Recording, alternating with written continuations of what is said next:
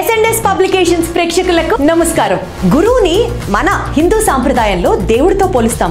అలాంటి గురువుగా మీ వృత్తిని మీరు కొనసాగించాలి అనుకుంటే ఆంధ్రప్రదేశ్ డిఎస్సి క్రాక్ చేయడమే మీ యొక్క మెయిన్ గోల్ అయితే ఇదిగో ఎస్ఎన్ఎస్ పబ్లికేషన్స్ మీ ఎయిమ్ ని సాఫల్యం చేయడానికి బోలెడన్ని ఆఫర్స్ మీ ముందుకు వచ్చేసింది.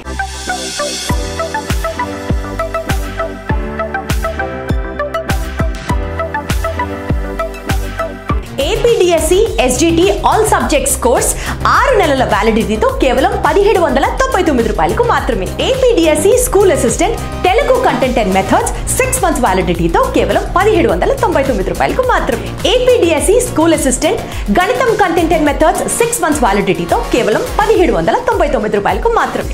APDSC school assistant social content and methods 6 months వ్యాలిడిటీతో కేవలం 1799 రూపాయలకు మాత్రమే. APDSC school assistant biology content and methods 6 months వ్యాలిడిటీతో 1799 రూపీస్ కి మీకు అందిస్తోంది ఎస్ఎన్ఎస్ పబ్లికేషన్స్.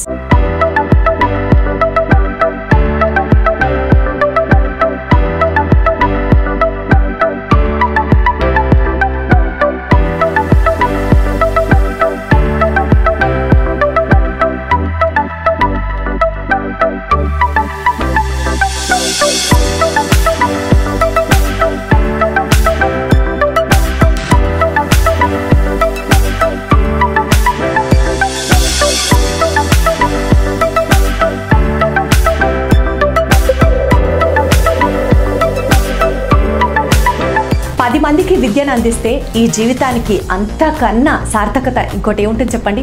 అలాంటి వృత్తిలో మీరు కూడా సెటిల్ అవ్వాలి అని అనుకుంటే మాత్రం తప్పకుండా మీరు ఎస్ఎన్ఎస్ పబ్లికేషన్స్ యాప్ని మన గూగుల్ ప్లే స్టోర్ నుంచి డౌన్లోడ్ చేసుకొని ఆన్లైన్ క్లాసెస్ని మీరు వినొచ్చు. అలాగే మీకు నచ్చిన కోర్స్ని మీరు పర్చేస్ కూడా చేసుకోవచ్చు. మరిన్ని వివరాల కొరకు మీరు సంప్రదించవలసిన నంబర్స్ 8070555577 అలాగే 9032064822. Welcome to SNS publications. So ఈ రోజుల్లో జరుగుతున్న కాంపిటేటివ్ ఎగ్జామినేషన్స్లో జనరల్ నాలెడ్జ్ కూడా చాలా ఇంపార్టెంట్. అయితే మనకు ప్రపంచంలో ఎత్తైంది లోతైంది అవి కూడా అడుగుతున్నారు. బట్ కరెంట్ రిలవెన్స్ ఉన్నప్పుడే, అంటే ఏదైనా ఒక అంశం వార్తల్లో ఉన్నప్పుడే దానికి సంబంధించిన జనరల్ స్టడీస్ అంశం, దానికి సంబంధించిన జీకే అంశాన్ని మనకు రెగ్యులర్గా ఎగ్జామినేషన్స్లో అడుగుతున్నారు. సో ఈ నేపథ్యంలో కరెంట్ అఫైర్స్ను ఆధారంగా చేసుకొని ఉన్న జనరల్ నాలెడ్జ్ క్వశ్చన్స్ని చూద్దాం. ఈ వీక్లో ముఖ్యమైన కరెంట్ అఫైర్స్కి సంబంధించినవి. సో ముందుగా భారతదేశం ఈ 2024లో ఆగస్టు 23 నాడు నేషనల్ స్పేస్ డే, జాతీయ అంతరిక్ష దినోత్సవాన్ని జరుపుకుంది. సో దీనికి కారణం ఏంటంటే లాస్ట్ ఇయర్ చంద్రయాన్ 3 విజయవంతంగా మరి చంద్రుడి దక్షిణార్ధగోళంలో కాలు పెట్టింది. ఈ ఘనతను దక్కించుకున్న ప్రపంచపు మొట్టమొదటి దేశం మన భారతదేశమే. సో మరి దీనికి సంబంధించి మనము ఏమేమి క్వశ్చన్స్ చూడొచ్చు అని అంటే, లైక్ ఫస్ట్ ఆఫ్ ఆల్ భారతదేశంలో ఇంకోస్పార్ అని చెప్పి ఒకటి ఎస్టాబ్లిష్ అయింది. ఇంకోసారి చెప్తున్నా, దాని పేరు INCOSPAR, Indian national committee for space research అని చెప్పి.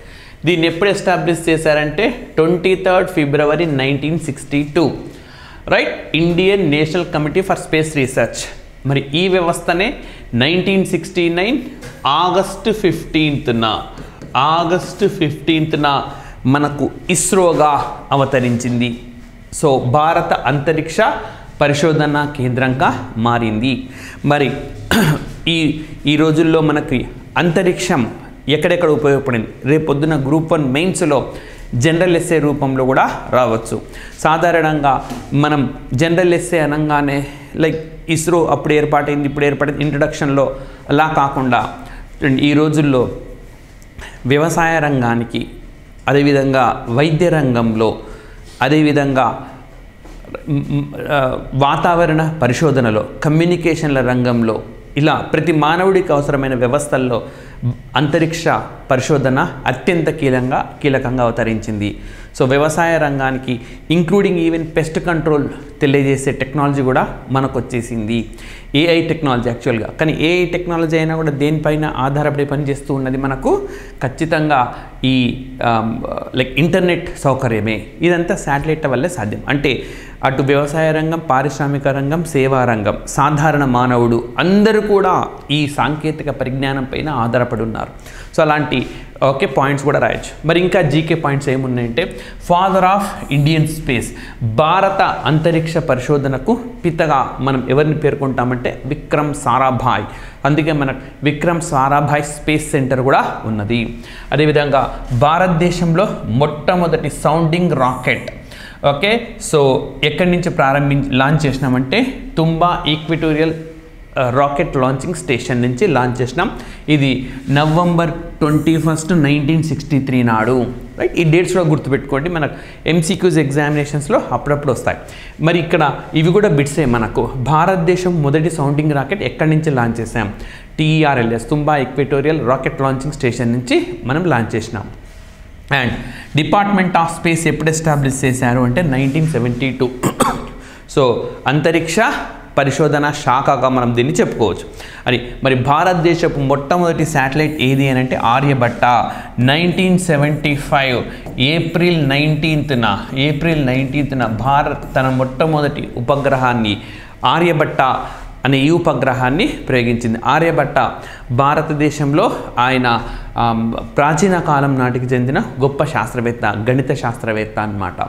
రైట్, సో అదేవిధంగా first country in world to successfully place satellite in orbit in first attempt India. ఈ ఘనత కూడా మీరు గ్రూప్ 1 ఎస్ఏ రాస్తున్నప్పుడు ఖచ్చితంగా ఎయిదర్ స్టార్టింగ్లోనో ఏదైనా కీలకమైన పాయింట్ ప్రస్తావించడంలోనో దీన్ని చూడాల్సి ఉంటుంది. సో మన క్వశ్చన్, అంతరిక్ష పరిశోధన సంస్థల ద్వారా మనకు భారతదేశము ఏ విధంగా మానవాళికి ప్రయోజనం అంటే ఇంతకుముందు నేను చెప్పినాను. వ్యవసాయ రంగానికి, పారిశ్రామిక రంగానికి, సేవా రంగానికి, సాధారణ మానవుడికి, వైద్య విషయంలో అన్ని వ్యవస్థల్లోకి మనకు అంతరిక్ష పరిశోధన ప్రయోజనకరంగా ఉందని అన్నాం. అట్లా కాకుండా అంతరిక్ష పరిశోధనలో భారత్ సాధించిన విజయాలను మీరు ఫస్ట్ ప్రస్తావించాలంటే ఇదే. సో తొలి ప్రయత్నంలోనే విజయవంతంగా కక్షల్లోకి అంతరిక్షాన్ని ప్రవేశపెట్టిన ఘనత ప్రపంచంలో కేవలం భారతదేశానికే దక్కుతుంది.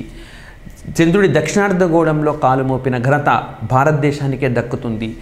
అండ్ అతి తక్కువ వ్యయంతో అంతరిక్ష ప్రయోగాలు చేసే సత్తా ఉన్న అత్యంత విశ్వసనీయమైన పరిశోధన సంస్థగా నేడు ఇస్రో అవతరించింది. అంటే అంతరిక్ష రంగంలో సాధించిన విజయాలు రాయండి అన్నప్పుడు ఇంతకన్నా గొప్ప విజయాలు ఏముంటాయి? సో ఆ విధంగా మనము స్టార్ట్ చేసుకోవచ్చు.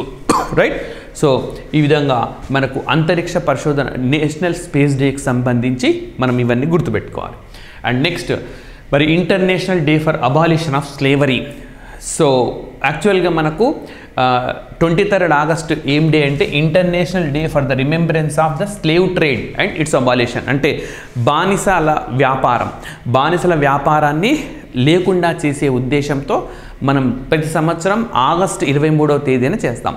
సో చూడండి, ఆగస్టు 23 అనేది నేషనల్ స్పేస్ డే, ఇది కూడా గుర్తుకు రావాలి. సో బానిస వ్యాపారము లేకుండా చేసేందుకు ఉద్దేశించిన రోజు అదే 23 ఆగస్టు మనకు international day for the remembrance of the slave trade and it's abolition. మరి ఎందుకు ఈ రోజు అని అంటే 1791లో హైతీ అనే దేశంలో అక్కడ బానిసల వాణిజ్యంలో ఎవరైతే అమ్మకాలకు గురవుతున్నారో తిరగబడ్డారనమాట. సో 22nd, 23rd నైట్ టైంలో. సో అందుకే ఈ విజయానికి గుర్తుగా ఈ రోజున international day for the remembrance of the slave trade and its అబాలిషన్గా చేస్తాం. మరి international day for abolition of slavery, అసలు బానిసత్వమే లేకుండా చేయాలన్న రోజు మనకు December 2 నాడు ఉంటుంది. మరి భారతదేశంలో ఎప్పుడు బానిసత్వం రద్దు చట్టాన్ని తీసుకొచ్చారంటే 1843లో భారతదేశంలో బానిసత్వాన్ని బ్రిటిష్ కాలంలోనే రద్దు చేసింది. నిజం చెప్పాలంటే స్లేవ్ ట్రేడ్ మధ్యయుగంలో చాలా ఎక్కువగా ఉండింది. సో భారతదేశంలో ఢిల్లీ సుల్తాన్ అని చెప్పుకుంటాం మనం. మొట్టమొదటిసారిగా ఢిల్లీ సుల్తాన్లో ఈ బానిస వంశంతో అంటే ఈ విధంగా అమ్మకానికి గురైన ఒక వ్యక్తే కుతుబుద్దీన్ ఐబక్ అని చెప్పి ఆయనే మొదటి ఢిల్లీ సుల్తాన్గా కూడా మనం చెప్పుకుంటున్నాం. సో అందుకే భారతదేశంలో 1206 నుంచి 1290 వరకు ఏదైతే వంశం పాలించిందో దాన్ని స్లేవ్ డైనాసిటీ అని లేదా బానిస వంశం అని చెప్పుకుంటున్నాం. ఇందులో ముగ్గురు కీలకమైన వ్యక్తులు ఉన్నారు. ఒకరు కుతుబుద్దీన్ ఐబక్, రెండో వ్యక్తి ఇల్టుట్మిష్, ఆ తర్వాత బాల్బన్. విచిత్రమైనటువంటి కీలకమైన ఈ ముగ్గురు కూడా బానిసలే. బానిస వాణిజ్యంలో ఒక ప్రాంతం నుంచి ఇంకో ప్రాంతానికి వచ్చిన వారే. సో ఇలాంటి వ్యవస్థ అనేది మనకు ఉండకూడదు అన్న ఉద్దేశంతో జరిగిన విప్లవం ఇది. మరి హైతీ ఈ హైతీ క్యాపిటల్ ఏది అంటే పోర్ట్ ఆవ్ ప్రిన్స్. పోర్ట్ ఆవ్ ప్రిన్స్ కరేబియన్ దీవుల్లో ఉంటుంది. ఇది ఎక్కడ ఉంటుందంటే కరేబియన్ దీవుల్లో. మరి కరేబియన్ దీవుల్లో అతిపెద్ద దేశం ఏది అని అడుగుతాడు అప్పుడప్పుడు. క్యూబా దేశము. కరేబియన్ దీవుల్లో అతిపెద్ద దేశము మనకు క్యూబా. మూడో అతిపెద్ద దేశం హైతీ. అంటే రెండవ అతిపెద్ద దేశం ఏదో మీరు స్పందించండి. సెర్చ్ చేయండి. అన్నీ చెప్పడం వల్ల మీరు కొన్ని నేర్చుకోవాలి. మీరు సెర్చ్ చేయడం వల్ల బాగా గుర్తుంటాయి.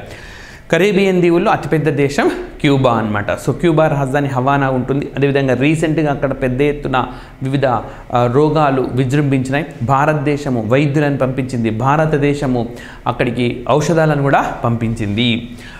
సో ఈ విధంగా మనకు ఈ అంశం కూడా వార్తల్లో ఉన్నది. ఆగస్టు 25 నుంచి 29 వరకు కొనసాగిన ఆ వారం ఏదైతే ఉన్నదో వరల్డ్ వాటర్ వీక్గా జరుపుకున్నారు. అంటే ప్రపంచ జల వారోత్సవంగా జరుపుకున్నారు. ఎవరు నిర్వహించినారంటే స్టాక్హోమ్ ఇంటర్నేషనల్ వాటర్ ఇన్స్టిట్యూట్ అని చెప్పి నిర్వహించింది. సో మరి ఈ సంస్థ మనకు ఎప్పుడు ఏర్పాటైంది అంటే 1991లో ఏర్పాటైంది. Stockholm international water institute. మరి 1991 అనగానే మన ప్రతి భారతీయుడికి గుర్తుకు రావాల్సింది ఏంటంటే ఎల్పిజి, లిబరలైజేషన్, ప్రైవేటైజేషన్, గ్లోబలైజేషన్. సరళీకరణ, ప్రైవేటీకరణ, ప్రపంచీకరణ, ఈ మూడు వ్యవస్థలు. అంతవరకు భారతదేశంలో ఉన్న వ్యవస్థ ఏది అంటే ఎల్పిక్యూ వ్యవస్థ, లైసెన్స్, పర్మిట్స్, కోటాస్. సో ఈ వ్యవస్థ స్థానంలోనే ఎల్పిజి వచ్చింది. మనకు విదేశీ మారక సంక్షోభం కానీ ద్రవ్యోల్బణం కానీ అత్యున్నత స్థాయికి చేరిన ఆ సమయంలో భారతదేశానికి ప్రధానమంత్రిగా పగ్గాలు చేపట్టిన తొలి దక్షిణాది వ్యక్తి, పివి నరసింహారావు. ఏ సభలో సభ్యత్వం లేకుండా పదవీ బాధ్యతలు చేపట్టిన పివి నరసింహారావు మన్మోహన్ సింగ్ గారిని ఆర్థిక శాఖ మంత్రిగా ఎంపిక చేసుకొని ఈ సంస్కరణలకు శ్రీకారం చుట్టినారు. ఇదే 1991లో స్టాక్హోమ్ ఇంటర్నేషనల్ వాటర్ ఇన్స్టిట్యూట్ అనేది కూడా ఎస్టాబ్లిష్ అయింది.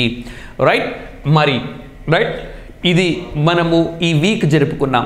జల సంరక్షణ ప్రాధాన్యం ఏంటి, వర్షపు నీటిని ఎందుకు మనం ఒడిసి పట్టుకోవాలి, ఇలాంటివన్నీ కూడా ఈ రోజున తెలియజేస్తారు. అదేవిధంగా ప్రపంచ జల దినోత్సవం ఎప్పుడు చేస్తారంటే 22 మార్చున చేస్తారు. ప్రపంచ జల దినోత్సవము 22 మార్చున చేస్తారు. మరి మనకు 17 సుస్థిరాభివృద్ధి లక్ష్యాలు ఉన్నాయి. ఉపలక్ష్యాలన్నీ కలిపితే మనకు 169 అవుతాయి. 169 సబ్ టార్గెట్స్ అవుతాయి. మరి అందులో 6వ సుస్థిర అభివృద్ధి లక్ష్యం దేనికి సంబంధించింది అని అంటే నీటికి సంబంధించింది, పారిశుద్ధ్యానికి సంబంధించింది. మరి భారతదేశంలో ప్రతి ఇంటింటికి నీరు అందించాలి అన్న లక్ష్యంతో ప్రారంభించిన పథకమే హర్ ఘర్ జల్ 2019లో ప్రారంభించడం జరిగింది.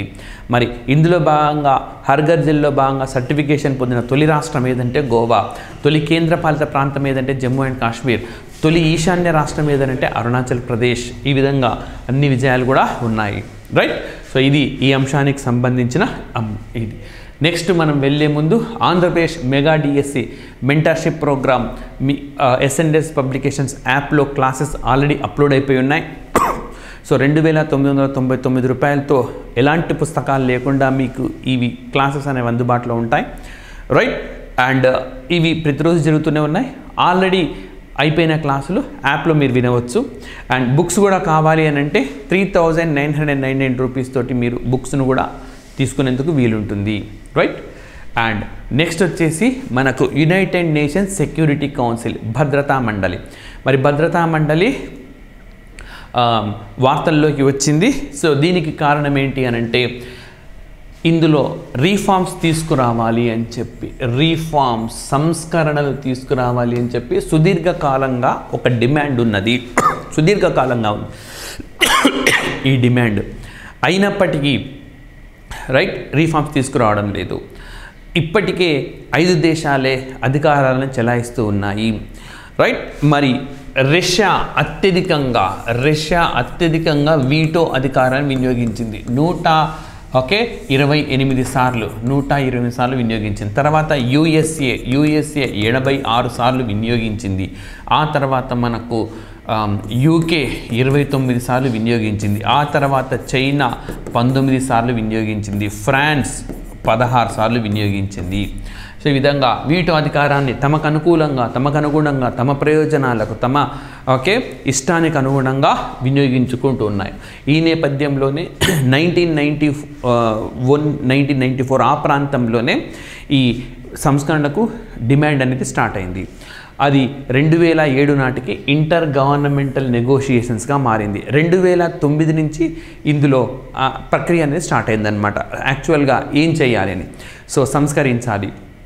మరి ఈ ఇంటర్ గవర్నమెంటల్ ప్రాసెస్ యుఎన్ఎస్సిలో తీసుకురావాల్సిన రీఫార్మ్స్కు సంబంధించి ఏమేం చేయాలి అని చెప్పి ఈ అన్ని గ్రూప్స్తో సహా మనకు ఇంటర్ గవర్నమెంట్ ప్రాసెస్ ఏర్పాటైంది. ఇందులో ఎవరెవరు ఉన్నారంటే ఆఫ్రికన్ యూనియన్ 2001లో ఏర్పాటైన వ్యవస్థ. ప్రతి ఆర్గనైజేషన్ ఎప్పుడు ఎస్టాబ్లిష్ చేశారని కూడా మీకు జీకేలో భాగంగా అందిస్తున్నా. ఆఫ్రికన్ యూనియన్ 2001లో ఏర్పాటైంది. G4 నేషన్స్ అనేది కూడా ఇందులో భాగంగా ఉన్నది. 2005లో ఏర్పాటైంది. United for consensus group UFC, దీన్నే కాఫీ క్లబ్ అని అంటారు. ఇది 1990sలో ఒక పర్టికులర్ ఇయర్ అని కాదు, ఒక్కొక్క చర్చలు జరగడము, ఒక్కొక్క దేశం ఒక్కోసారి చేరడము, పాకిస్తాన్ లాంటి దేశాలు ఇలాంటివి ఏవైతే ఈ దేశానికి ఇవ్వద్దు అని చెప్పి వాదన చేస్తున్నాయో అలాంటి దేశాలన్నీ కలిసి ఏర్పాటు చేసుకున్నది. L69 అభివృద్ధి చెందుతున్న దేశాలు కలిసి ఏర్పాటు చేస్తూ L69 2007-8లో ఇది ప్రారంభమైంది. అరబ్ లీగ్ 1945లోనే స్టార్ట్ అయిపోయింది. Caribbean community 1973. ఇందులో భారత్కు బాగా మద్దతిస్తున్న దేశాలు G4, అందులో మనం కూడా ఉన్నాం. L69 భారత్కు మద్దతిస్తున్నది, కరేబియన్ కమ్యూనిటీ భారత్కు మద్దతు ఇస్తున్నది. మరి ఆఫ్రికన్ యూనియన్ 55 దేశాలు ఉంటాయి. ఈ యూనియన్నే ఇటీవలే G20లో చేర్చాలని చెప్పి భారతదేశంలో చేసిన ఈ G20 సమావేశం సందర్భంగా మన భారత ప్రధానమంత్రి కోరినారు. దీనికి సర్వత్రా ఆమోదం కూడా లభించింది. సో G20 కాస్త G21గా మారుతుంది. అదేవిధంగా భారతదేశం ఆఫ్రికా యూనియన్ సత్సంబంధాలు కలిగి ఉన్నాయి. రానున్న 7 సంవత్సరాలలో ప్రస్తుతం ఉన్న $100 బిలియన్ వాణిజ్యాన్ని $200 బిలియన్ వాణిజ్యంగా సాధించాలి అని చెప్పి మనకు ఇటీవలే వాణిజ్య శాఖ మంత్రి సమావేశంలో నిర్ణయించినారు. భారతదేశం తరఫున పీయూష్ గోయల్ ఇందులో పాల్గొన్నారు. అదేవిధంగా G4 నేషన్స్ కేవలం భద్రతా మండలి సంస్కరణలు, వీటో అధికారం, పర్మనెంట్ మెంబర్షిప్ డిమాండ్ చేస్తూ ఏర్పడిన గ్రూపే G4. ఇందులో ఇండియా, జపాన్, అదేవిధంగా జర్మనీ, బ్రెజిల్ దేశాలు ఉన్నాయి. ప్రపంచంలోనే అతిపెద్ద ప్రజాస్వామ్య దేశమైన భారత్ ఉన్నది. ఇందులో ప్రపంచంలోనే సుదీర్ఘకాలంగా సవరణకు గురిగాని రాజ్యాంగాన్ని కలిగి ఉన్న జపాన్ ఉన్నది ఇందులో. సో అలా ఎన్నో ప్రత్యేకతలతో కూడుకొని ఉన్న G4 కూడా దీనికోసమే. అంతేకాదు ఈ G4 తరఫున భద్రతా మండలిలో ఎలాంటి రీఫార్మ్స్ ఉండాలి అని చెప్పి రీసెంట్గా ఒక ప్రతిపాదనను కూడా భారత్ నమూనాను కూడా ప్రవేశపెట్టింది, ఒక మోడల్ని కూడా ప్రవేశపెట్టింది. అండ్ అదేవిధంగా 1990s కాఫీ క్లబ్ అనమాట. సో ఇవన్నీ కూడా మనకు ఈ ఆర్గనైజేషన్స్ ఉన్నాయి. సో భద్రతా మండలి అనేది 1 of the 6 organs of UNO. ఐక్యరాజ్య సమితికి ఉన్న 6 అంగాల్లో ఇది కూడా మనకు ఒకటి. రైట్. అండ్ నెక్స్ట్ వచ్చేసి మనకు మరొక ముఖ్యమైనది పసిఫిక్ పోలీసింగ్ ఇనిషియేటివ్ అని చెప్పి ఒకటి తెరపైకి వచ్చింది. సో ఇక్కడ ఏంటనంటే మనకు పెసిఫిక్ ఐలాండ్ కంట్రీస్ 14 దేశాలు ఉన్నాయి. సో దీవి దేశాలు, వీటిని ఇంకా ఏమంటారంటే మెలనేషియా, మైక్రోనేషియా, పాలినేషియా అని అంటారు. Right. So Melanesia, Micronesia, Polynesia ఎందులో భాగము అని అడిగితే పసిఫిక్ ఐలాండ్ కంట్రీస్లో భాగం. మరి ఈ పసిఫిక్ ఐలాండ్ కంట్రీస్లో ఈ చుట్టుపక్కల దీవులు ఇవన్నీ కూడా సముద్ర వాణిజ్య కార్యకలాపాలు పెరిగినాయి. అదేవిధంగా చైనా ఫ్యాక్టర్ ఒకటి ఇబ్బందికరంగా మారింది. సో మనకు రీసెంట్గా వీళ్ళ సమావేశం జరిగింది. రెగ్యులర్ క్లాసెస్లో భాగంగా కూడా డిస్కస్ చేసినాను నేను. మరి ఇందులో ఏం చర్చించినారంటే టోంగా అనే దేశంలో సమావేశం జరిగింది టోంగా అనే దేశంలో, అది కరెంట్ ఇష్యూ. మరి ఏం చర్చించినారంటే చైనా ఫ్యాక్టర్, చైనా ఇన్ఫ్లుయెన్స్ ఉండకూడదు ఇక్కడ. రెండోది క్లైమేట్ చేంజ్. ఈ 2 అంశాలను పెద్ద ఎత్తున చర్చించినారు. మరి ఎన్ని దేశాలు అంటే 14. అన్ని దేశాలు కలిసి ఏమంటారంటే మైక్రోనేషియా, మెలనేషియా, పాలినేషియా అని అంటారు. మరి ఇప్పుడు ఏం నిర్ణయం తీసుకున్నారు అని అంటే లైక్ చైనాను కట్టడి చేయడానికి సరైన చర్యలు తీసుకోవాలి, అందుకోసం స్ట్రిక్ట్ పోలీసింగ్ ఇంట్రడ్యూస్ చేయాలి. దానికి అయ్యే వ్యయాన్ని ఆస్ట్రేలియా దేశం భరించబోతున్నది. ఏ దేశం భరిస్తుంది అంటే ఆస్ట్రేలియా దేశం భరిస్తుంది. అంతేకాదు సోలోమాన్ ఐలాండ్ అనే దేశంతో చాలా సఖ్యతగా మెలుగుతుంది చైనా. ఇక్కడ నుంచి మరీ పసిఫిక్ ఐలాండ్ కంట్రీ అటు దిశగా వెళ్లకుండా కట్టడి చేయడం, రైట్. అండ్ పర్యావరణ మార్పు. సో ముందుగా ఈ పర్యావరణ మార్పు జరగడం అంటే భూమి వేడెక్కడం, భూతాపమే పెద్ద సమస్య. దీనివల్ల వేగంగా మంచు కరుగుతుంది, సముద్ర మట్టాలు పెరిగిపోతాయి. సముద్ర మట్టాలు పెరిగితే మొదలు మునిగేది ఈ దేశాలే. మరి అందుకని వీళ్ళందరూ కంప్లైంట్ చేశారు. మొత్తం 16 దేశాలు ఇంటర్నేషనల్ కోర్ట్ ఆఫ్ జస్టిస్లో ఫిర్యాదు చేసినాయి. ఆ దేశాలకు నాయకత్వం వహించిన దేశం ఏది అని అంటే వనౌటు అనే దేశము. ఓకే, వనౌటు అనే దేశం. ఇంకా ఇందులో జడ్జిమెంటు మనకు వెలువడలేదు. సో ఆ విధంగా మనకు ఈ అంశం కూడా వార్తల్లో ఉన్నది. అండ్ నెక్స్ట్ మరి చీలీ, ఇది కూడా రెగ్యులర్ ఇష్యూస్లో బసేసింది. మరి అటకామా డెజర్ట్ ఉన్నది. ఈ అటకామా డెజర్ట్ ప్రత్యేకత ఏంటి? ఇప్పుడు వార్తల్లోకి వచ్చింది కాబట్టి డ్రైయెస్ట్ నాన్ పోలార్ డెజర్ట్ అంటే అత్యంత పొడిగా ఉండే ధ్రువ ప్రాంత ఏతర డెజర్ట్. ఇది అత్యంత పెద్దదన్నమాట. Okay, driest. సో ధ్రువ ప్రాంతంలో కాకుండా, ధ్రువ ప్రాంతంలో ఉండకుండా బాగా మనకు డ్రైగా పొడిగా ఉండే ప్రపంచపు రైట్ ఎడారి ఏది అని అంటే అటకామా. ఉంటాయి ఇట్లాంటి బిట్స్ మనకు. ఫర్ ఎగ్జాంపుల్ ఈ ప్రపంచంలో ద లార్జెస్ట్ గ్లేషియర్ హిమనీ నదం అనగానే అందరూ సియాచిన్ అని చెప్తారు. కానీ నిజంగా ఎట్లా చెప్పాలి? నాన్ పోలార్ లార్జెస్ట్ అంటే ధ్రువ ప్రాంతాల్లో కాకుండా అతిపెద్దది మన సియాచిన్ గ్లేషియర్. ధ్రువ ప్రాంతాలు మనకు సియాచిన్ కంటే చాలా పెద్దగా ఉన్నాయి. ప్రపంచంలో అత్యంత ఎత్తైన యుద్ధక్షేత్రం, వరల్డ్స్ హైయెస్ట్ బ్యాటిల్ ఫీల్డ్ అంటే ఏది అని అంటే దానికి కూడా మనకు ఆన్సర్ ఏది? రైట్, ఇదే. ఏది? గ్లేషియర్. Okay, Siachen glacier. మరి రైట్, లిథియం అని వార్తల్లోకి వచ్చింది. జీకే బిట్ చూస్తే భారతదేశంలో ఇటీవలే ఏ రాష్ట్రాల్లో లిథియం గుర్తించారంటే జమ్మూ అండ్ కాశ్మీర్లో, రీసెంట్గా కర్ణాటకలో కూడా గుర్తించారు. జమ్మూ అండ్ కాశ్మీర్లో అయిన 2023లో గుర్తించినారు, బట్ కర్ణాటకలో 2024లో గుర్తించినారు. రైట్. అండ్ అదేవిధంగా మరి ఈ లిథియం అర్జెంటీనా దేశంలో ఉన్నది. అక్కడ వాళ్ళకి ఎక్స్ప్లోర్ చేయడంలో కొంచెం సాంకేతికపరమైన సమస్యల నేపథ్యంలో మరి ఏ దేశం ముందుకొచ్చింది అని అంటే అర్జెంటీనా దేశం ముందుకొచ్చింది. రైట్. అండ్ ఇది ఆల్రెడీ డిస్కస్ చేసినాం మనం ఈ విధంగా. రైట్, ఇందులో చూడు. అదేవిధంగా మరి ఓకే, ఈ లిథియం అనేది బ్యాటరీలలో మనం ఎక్కువగా ఉపయోగిస్తూ ఉంటాము. రైట్. సో దీనికి సంబంధించిన సెమీ కండక్టర్ల ఫ్యాక్టరీలో కూడా ఇన్పుట్ చేయాలని భారతదేశం నిర్ణయించింది. భారతదేశంలో 3 సెమీ కండక్టర్ యూనిట్ల ఏర్పాటుకు కేంద్ర క్యాబినెట్ గతంలో ఆమోదం తెలిపింది. ఇందులో 2 గుజరాత్లో వస్తుంటే ఒకటేమో మనకు అస్సోం రాష్ట్రంలో వస్తూ ఉన్నది. సో ఈ అంశం నుంచి మనకు ఇవి నేర్చుకోవచ్చు. అండ్ నెక్స్ట్ వచ్చేసి ఐసీసీ ఇంటర్నేషనల్ క్రిమినల్ కోర్టులో చేరేందుకు ఉక్రెయిన్ పార్లమెంట్ అంగీకరించింది. సో ఇంటర్నేషనల్ క్రిమినల్ కోర్ట్, ఇది క్రికెట్ కౌన్సిల్ కాదు, క్రిమినల్ కోర్ట్. ఇది ఇంటర్నేషనల్ క్రిమినల్ కోర్ట్ నెదర్లాండ్స్లో ది హేగ్ కేంద్రంగా పనిచేస్తూ ఉంటుంది. ఇదే హేగ్లో మనకు ఐసీజే కూడా ఉంటుంది, ఇంటర్నేషనల్ కోర్ట్ ఆఫ్ జస్టిస్. అయితే ఈ ఐసీజే అన్నది మనకు it is a right one of the 6 organs of UNO. ఐక్యరాజ్య సమితికి ఉన్న 6 అంగాల్లో ఒకటి. బట్ ఐసీసీ అనేది రోమ్ స్టాట్యూట్, ఏ చట్టం ద్వారా ఏర్పాటైంది అని అంటే రోమ్ స్టాట్యూట్, రోమ్ చట్టం ద్వారా ఏర్పాటైంది మనకు ఐసీసీ. రైట్. మరి ఐసీసీ అన్నది రోమ్ స్టాట్యూట్ తోటి ఏర్పాటైంది, రోమ్ చట్టం. 1997లో ఈ ఒప్పందం కుదిరింది. కానీ ఎప్పుడు ఈ కోర్టు అమల్లోకి వచ్చింది అని అంటే 1 జూలై 2002. రైట్. అయితే ఐసీసీ ఇచ్చే జడ్జిమెంట్లు ఏవైతే ఉన్నాయో వాటికి కట్టుబడి ఉండాల్సిన అవసరం లేదు. చాలా దేశాలకు ఇందులో సభ్యత్వమే లేదు. రైట్. మరి ఈ ఐసీజే కట్టుబడి ఉండాలంటే అవును, అదే అది ఐక్యరాజ్య సమితికి సంబంధించిన ఆర్గాన్ కాబట్టి దానికి వాల్యూ అనేది ఉంటుంది.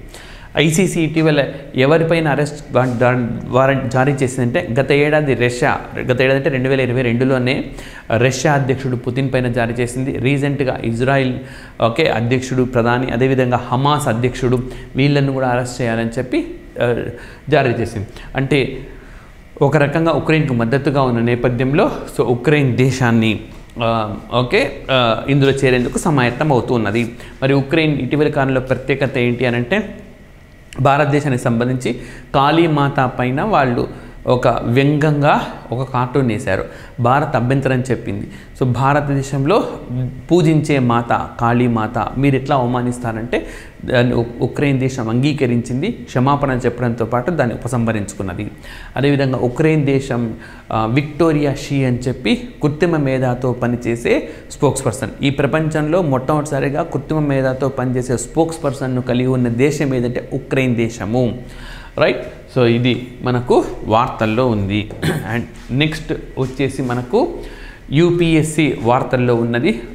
కారణం ఏంటంటే ఆధార్ బేస్ చేసుకొని సో ఎగ్జామినేషన్స్ను కొనసాగించే ప్రక్రియ అన్నమాట. అంటే అప్లికేషన్ ఫామ్ చేసింది మొదలు ఆధార్ కార్డ్ చేసుకొని అండ్ ఆధార్ కార్డు ద్వారానే వ్యాలిడేషన్ చేయడం అనమాట ఫర్దర్ ప్రొసీజర్. ఎగ్జామ్ రాసినప్పుడు కానీ ఆధార్ ఒక గుర్తింపు కార్డుగా, ఆ తర్వాత ఎగ్జామినేషన్స్ పూర్తి అయిపోయిన తర్వాత కూడా ఆధార్ని అథెంటికేషన్గా తీసుకోవడం అన్నది మనకు ఇంపార్టెంట్ అనమాట.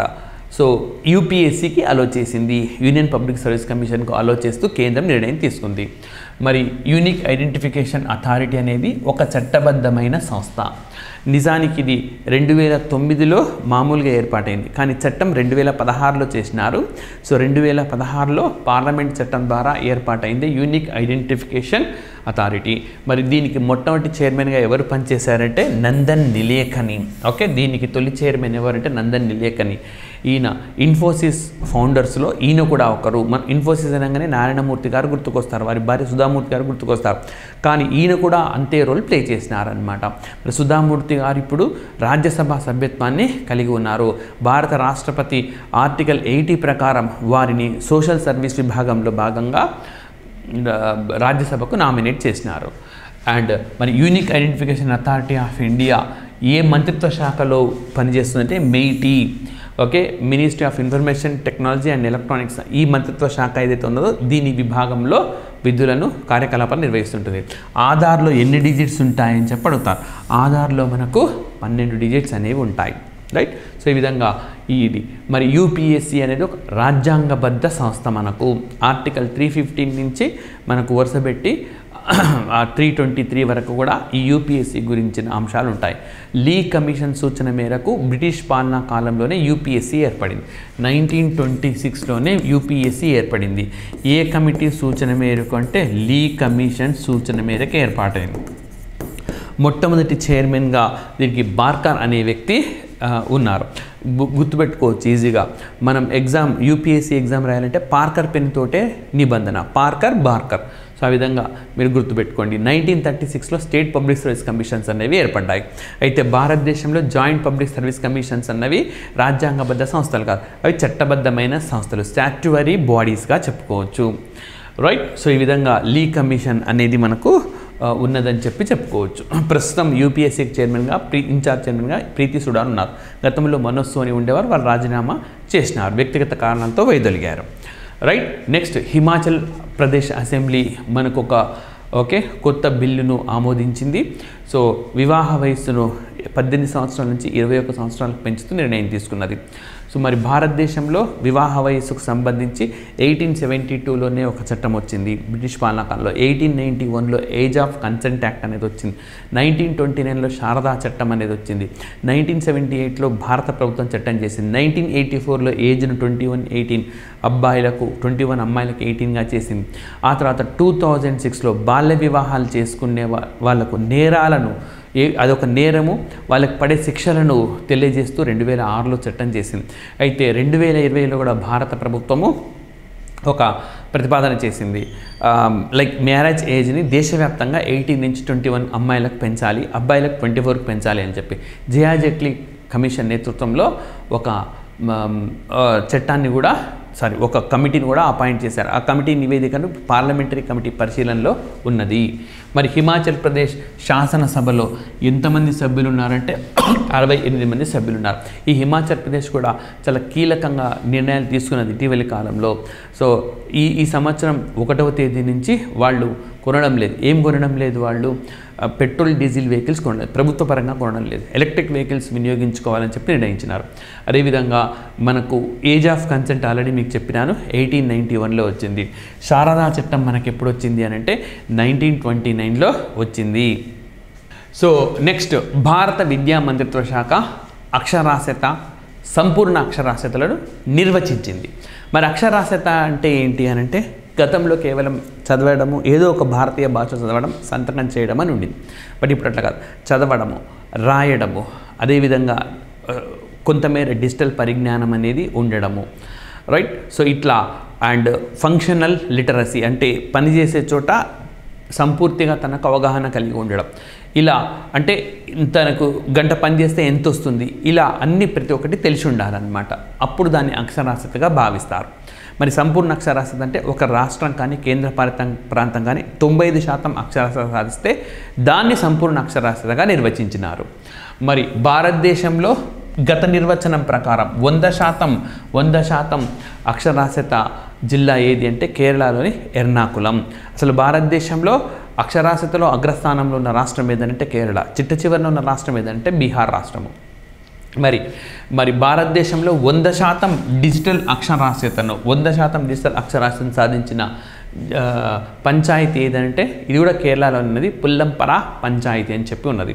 అదేవిధంగా భారతదేశంలో మొట్టమొదటి రాజ్యాంగపు అక్షరాస్యత జిల్లా ఏదంటే కొల్లం. అంటే ఆ ప్రాంతంలో రాజ్యాంగం పైన కనీస అవగాహన అనేది ఉంటుంది.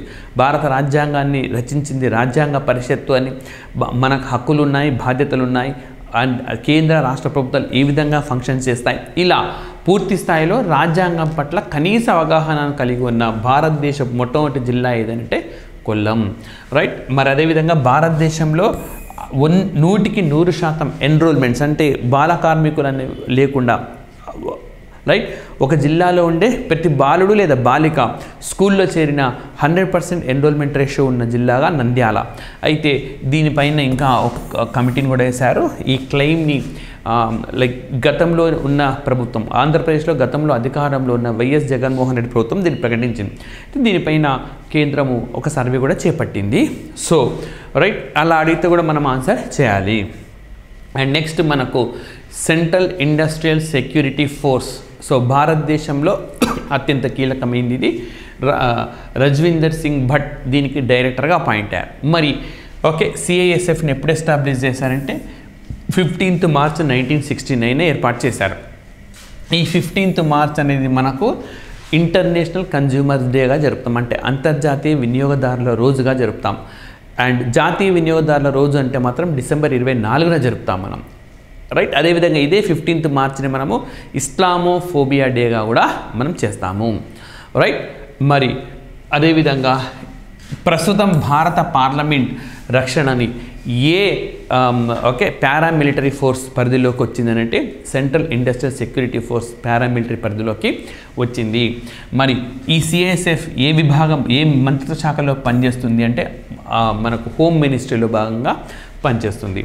మరి సిఐఎస్ఎఫ్ అనేది నిజానికి ఒక పారామిలిటరీలో భాగంగా కాకుండా ఏర్పాటైంది, కానీ దీన్ని పారామిలిటరీలో భాగంగా చేస్తూ ఎప్పుడు చట్టం చేశారంటే 15th June 1983. మరి ఈ 15th June 1983 గుర్తుపెట్టుకోండి. 15th June నాడు మనకి ఏర్పాటైన మరో అంతర్జాతీయ కూటమి ఏదంటే ఎస్సీఓ, షాంఘాయ్ కోఆపరేషన్ ఆర్గనైజేషన్. రీసెంట్గా ఇందులో చేరిన దేశం ఏదంటే Belarus. So Shanghai cooperation organization అనేది మనకు ఇందులో 15th June 2001లో ఏర్పడింది. మరి ఇదే 15th June నాడు ఏర్పడిన మరొక ఆర్గనైజేషన్ 1964లో ఏది అని అంటే G77 ఏర్పాటైంది. మరి ఈ G77 సమావేశం ఈ ఏడాది మనకి ఎక్కడ నిర్వహించినారనంటే ఆఫ్రికా ఖండంలో నిర్వహించినారు. ఈ ఏడాది జనవరిలోనే మనకు ఈ సమావేశం ఉగాండాలో జరిగిందనమాట, రైట్. అండ్ 1964 April 24న ఏర్పాటైంది. April 24న ఏర్పాటైంది. మరి April 24th అనేది భారతదేశంలో పంచాయతీరాజ్ డేగా చేస్తాం.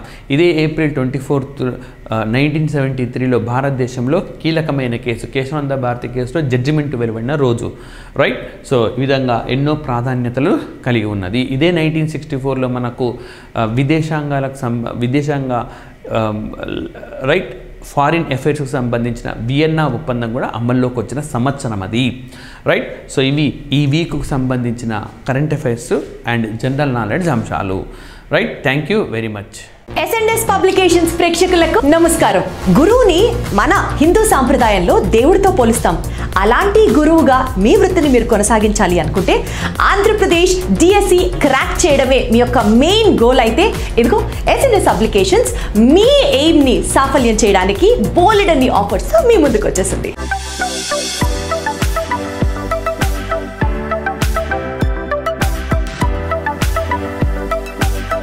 APDSC SGT all subjects course 6 నెలల వ్యాలిడిటీతో కేవలం 1799 రూపాయలకు మాత్రమే. APDSC school assistant Telugu content and methods 6 months వ్యాలిడిటీతో కేవలం 1799 రూపాయలకు మాత్రమే. ఏపీడిఎస్సి స్కూల్ అసిస్టెంట్ గణితం కంటెంట్ అండ్ మెథడ్స్ 6 మంత్స్ వ్యాలిడిటీతో కేవలం 1799 రూపాయలకు మాత్రమే.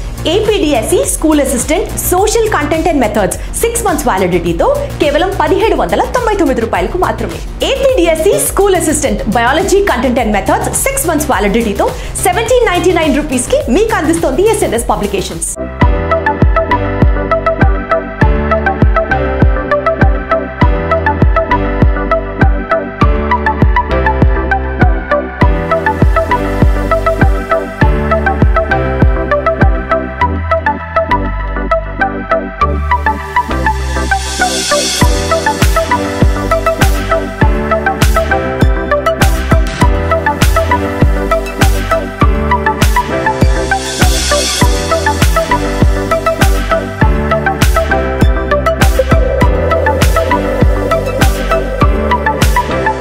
మందికి విద్యను అందిస్తే ఈ జీవితానికి అంతకన్నా సార్థకత ఇంకోటి ఏముంటుంది చెప్పండి.